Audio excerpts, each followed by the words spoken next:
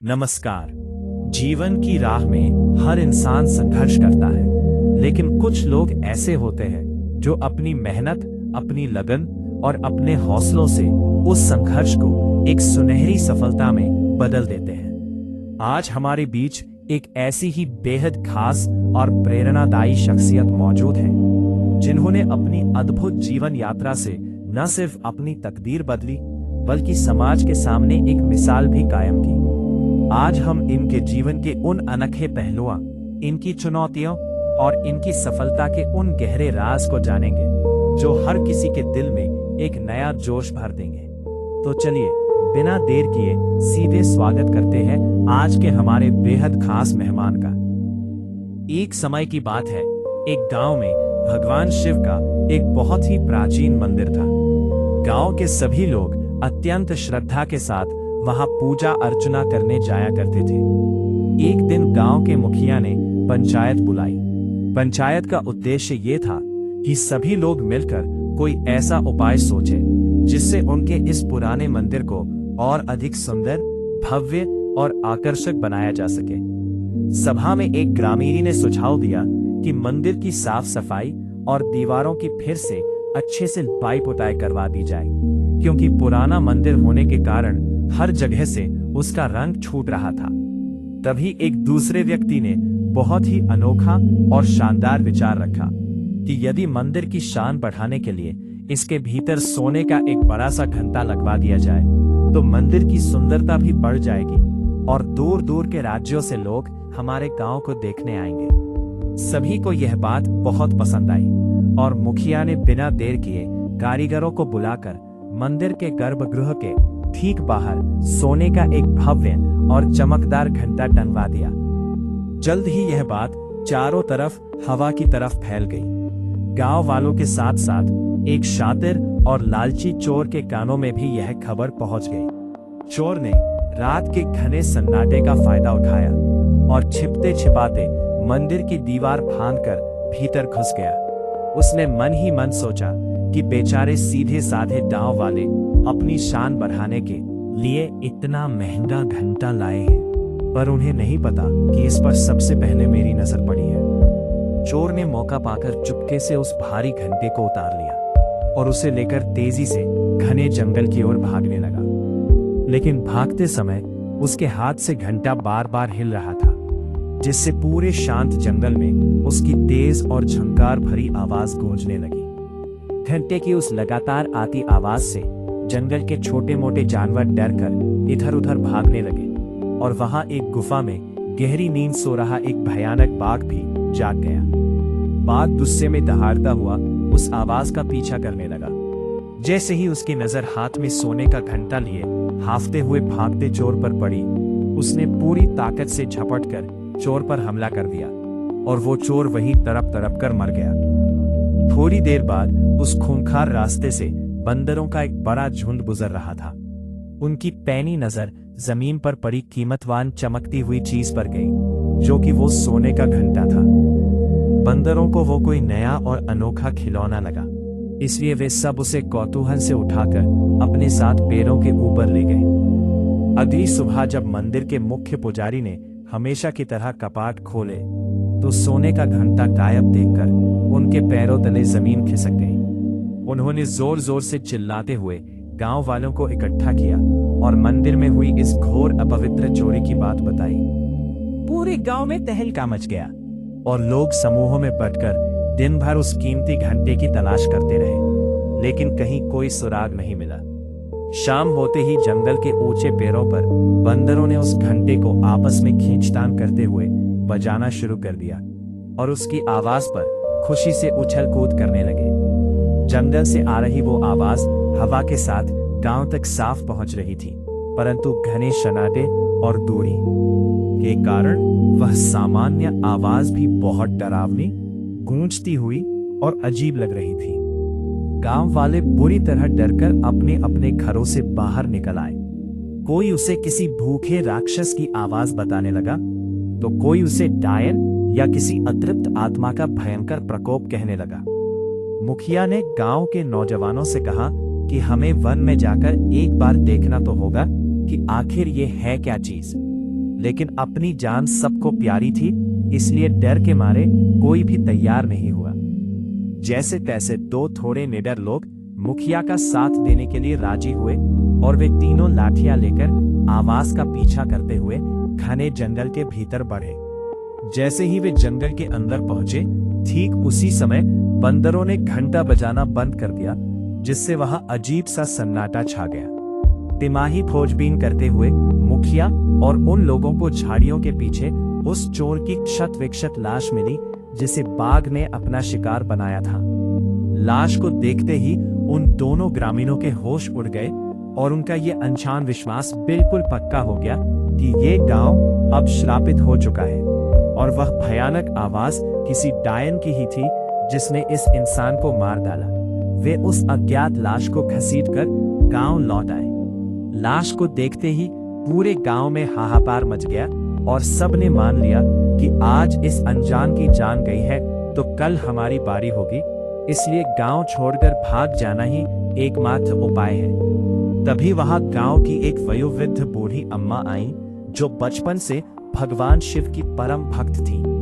उन्होंने रोते भागते ग्रामीणों को रोकते हुए डांटा और समझाया कि बिना पूरी सच्चाई जाने अपनी मातृभूमि को छोड़ना कायरता है। उन्होंने ख्वास समझकर जब तक महादेव का सुरक्षा कवच उनके सिर पर है, दुनिया की कोई भी बुरी शक्ति उनका बाल भी बांका नहीं कर सकती। अम्मा ने अगली सुबह भोर के समय अकेले ही जंगल जाने का साहसिक फैसला किया और मुखिया से केवल पूजा के निमित्त एक टोकरी में कुछ मीठे और ताजे फल मांगे। अगली सुबह सूरज उगने से ठीक पहले बूढ़ी अम्मा फल की टोकरी हाथ में लेकर महादेव के मंत्रों का जाप करती हुई जंगल की ओर चल पड़ी। जंगल के उस डरावने हिस्से में पहुंचते ही उनकी नजर एक विशाल बरगद के पेड़ के नीचे पड़ी, जहां दर्जनों बंदर एक चमचमाती हुई चीज को चारों तरफ से घेर कर बैठे थे। ध्यान से देखने पर अम्मा को सारा माजरा समझ में आ गया कि वह मंदिर का सोने का घंटा ही था, जिसे ये नासमझ बंदर कौतूहलवश बजा रहे थे और गांव वाले व्यर्थ ही भूत प्रेत की कल्पना कर रहे थे। अम्मा ने अपनी सूझबूझ का परिचय दिया और चुपके से फलों की टोकरी को बंदरों से थोड़ी दूरी पर जमीन पर रख दिया। स्वादिष्ट और पके फलों को देखते ही सारे बंदर घंटे को वहीं छोड़ उस टोकरी पर भूखों की तरफ टूट पड़े। इसी सुनहरे मौके का फायदा उठाकर अम्मा ने फुर्ती से जमीन से वह भारी सोने का घंटा उठा लिया और उसे अपने आंचल में छिपाकर सुरक्षित गांव की ओर कदम बढ़ा दिए। उधर गांव की सीमा पर सभी लोग व्याकुलता से इस बात का इंतजार कर रहे थे कि क्या अम्मा जिंदा वापस लौट पाएंगी या वे भी उस साये का शिकार हो जाएंगी। तिमाही अचानक उन्होंने देखा कि अम्मा अपने दोनों हाथों में मंदिर का सोने का घंटा गर्व से उठाए मुस्कुराते हुए चली आ रही है। ये अद्भुत दृश्य देखकर मुखिया सहित सभी ग्रामीणों की आंखें फटी की फटी रह गई। अम्मा ने सबको अपने पास बुलाया और उनकी अज्ञानता पर हंसते हुए पूरी सच्चाई बताई कि कोई भूत प्रेत या डायन नहीं था, बल्कि ये सब इन भूखे बंदरों का काम था और वह लाश उस पापी चोर की थी जिसने मंदिर का धन चुराया और अपने कर्मों के कारण बाघ का भोजन बन गया। गांव वालों का सारा वहम और डर कपूर की तरह उड़ गया। उनकी जान में जान आई और सबने गांव छोड़ने का अपना आत्मघाती विचार हमेशा के लिए त्याग दिया। इसके बाद पूरे विधि विधान और मंत्रोच्चारण के साथ उस सोने के घंटे को वापस शिव मंदिर में स्थापित किया गया, जिसकी पवित्र ध्वनि से पूरा क्षेत्र गूंज उठा। इस कहानी से हमें यह सीख मिलती है कि अफवाहों और अंधविश्वास पर तुरंत भरोसा करने की बजाय मनुष्य को अपनी बुद्धि, धैर्य और सूझबूझ का इस्तेमाल कर सच्चाई का पता लगाना चाहिए, क्योंकि अज्ञानता हमेशा विनाशकारी डर पैदा करती है, जबकि सही ज्ञान संकट को टाल देता है। आइए अब बढ़ते हैं अपनी अगली कथा की ओर और जानते हैं एक नया वृत्तांत। नंदी महाराज का आकार और मनुष्यों का घमंड एक अन्य प्राचीन समय की बात है। शिवपुरा नाम का एक बेहद समृद्ध और खुशहाल गांव था, जहां के लोग सुबह से लेकर शाम तक भगवान शिव के भजनों में लीन रहते थे। गांव के ठीक मध्य में एक भव्य शिव मंदिर स्थापित था, जिसके बाहरी प्रांगण में भगवान शिव के परम वाहन नंदी महाराज की एक सुंदर प्रतिमा विराजमान थी। इसी गांव में दो बहुत ही नामी, प्रतिष्ठित और अत्यंत अमीर परिवार रहते थे, जिनमें से एक सिंह परिवार था और दूसरा ठाकुर परिवार था। इन दोनों परिवारों में पीढ़ियों से पुरानी रंजिश और दुश्मनी चली आ रही थी और वे समाज में हमेशा एक दूसरे को नीचा दिखाने तथा स्वयं को गांव का सबसे बड़ा दानी और रईस साबित करने की अंधी होड़ में लगे रहते थे। एक दिन सिंह परिवार के मुखिया राजीव सिंह ने अपनी अकूत संपत्ति और कथित शिव भक्ति का दिखावा करने के उद्देश्य से मुख्य मंदिर के भीतर नंदी महाराज की शुद्ध सोने की एक सुंदर पर छोटे आकार की मूर्ति स्थापित करवा दी। इस भव्य समारोह में गांव के सभी लोगों के साथ साथ ठाकुर परिवार के घमंडी मुखिया रघुवीर ठाकुर भी अपनी मूंछों पर ताव देते हुए उपस्थित थे। जब वहां आए सभी ग्रामीणों ने राजीव सिंह के इस बड़े दिल, ठाठ बाहर और उनकी रईसी की मुक्त कंठ से प्रशंसा करना शुरू किया तो रघुवीर ठाकुर के सीने पर सांप लौट गया और उनका अहंकार बुरी तरह आहत हो गया। ईर्ष्या और क्रोध की आग में जलते हुए रघुवीर ने भरी सभा में जोर से घोषणा कर दी कि ये तो बहुत छोटी मूर्ति है। मैं बहुत जल्द नंदी जी की इससे दोगुनी बड़ी और शुद्ध सोने की मूर्ति बनवाकर इसी मंदिर में लगवाऊंगा, क्योंकि मुझसे बड़ा शिव भक्त इस पूरे क्षेत्र में कोई दूसरा पैदा नहीं हुआ है। अपने कहे अनुसार अगले ही दिन रघुवीर ठाकुर गांव में भारी भीड़, जोरदार ढोल नगाड़ों और पूरे दंभ के साथ राजीव की मूर्ति से कहीं बड़ी एक सोने की नंदी मूर्ति लेकर मंदिर के प्रांगण में जा पहुंचे। उन्होंने तुरंत पंडित जी को आदेश दिया कि इस पुरानी छोटी मूर्ति को हटाकर मेरी इस बड़ी और कीमती मूर्ति को स्थापित किया जाए, क्योंकि मंदिर में सबसे श्रेष्ठ चीज ही रहनी चाहिए। राजीव सिंह ने मंदिर में आकर इसका बहुत कड़ा विरोध किया और दोनों में तीखी बहस शुरू हो गई। लेकिन रघुवीर ने ताना मारते हुए कहा कि जिसके पास ज्यादा पैसा और सामर्थ्य है वो इससे भी बड़ी मूर्ति ले आए, वरना चुप रहे। राजीव सिंह गुस्से से लाल पीले होकर वहां से पैर पटकते हुए चले गए और उन्होंने मन ही मन संकल्प लिया कि वे अब ऐसी विशाल मूर्ति लाएंगे जिसे हटाने की औकात पूरे गांव में किसी की नहीं होगी। मात्र 2 दिनों के भीतर राजीव सिंह ने अपने खजाने का मुंह खोल दिया और शहर के सबसे बड़े मूर्तिकारों से नंदी महाराज की एक अत्यंत विशाल, भारी और गगनचुंबी सोने की मूर्ति तैयार करवाकर सीधे मंदिर के गर्भगृह में भिजवा दी। वो मूर्ति इतनी विशाल और ऊंची थी कि जब उसे स्थापित किया गया तो मंदिर का मुख्य पूजनीय शिवलिंग भी उस विशालकाय मूर्ति के सामने बहुत छोटा, अदृश्य और पूरी तरह दबा हुआ दिखाई देने लगा। राजीव सिंह अपनी मूंछों को मरोड़कर और छाती फुलाकर रघुवीर को बार बार यह जता रहे थे कि वही गांव के असली राजा है, सबसे बड़े शिव भक्त हैं, जिसके कारण रघुवीर का चेहरा शर्म से पीला पड़ गया और उसकी लाई हुई मूर्ति को मंदिर के एक कोने में फेंक दिया गया। अगला दिन आया और राजीव सिंह बड़े घमंड और अकड़ के साथ अपनी लगवाई हुई उस विशाल स्वर्ण मूर्ति की भव्यता को निहारने और गर्व महसूस करने के लिए मंदिर में पहुंचे। परंतु जैसे ही उन्होंने गर्भगृह के भीतर कदम रखा, वहां का दृश्य देखकर उनका दिल बैठ गया और उनके हाथ पैर कांपने लगे। मंदिर के केंद्र से वो विशाल सोने की मूर्ति पूरी तरह गायब थी और उसकी जगह एक बेहद नन्ही छोटी सी सोने की नंदी मूर्ति चुपचाप रखी हुई थी। राजीव ने आसमान सिर पर उठा लिया और जोर जोर से रोना पीटना और चिल्लाना शुरू कर दिया कि किसी दुष्ट ने मेरी करोड़ों की विशाल सोने की मूर्ति चुरा ली है। उनका ये विलाप सुनकर रघुवीर ठाकुर और बाकी गांव वाले भी कौतूहलवश भागते हुए मंदिर के अंदर आ पहुंचे।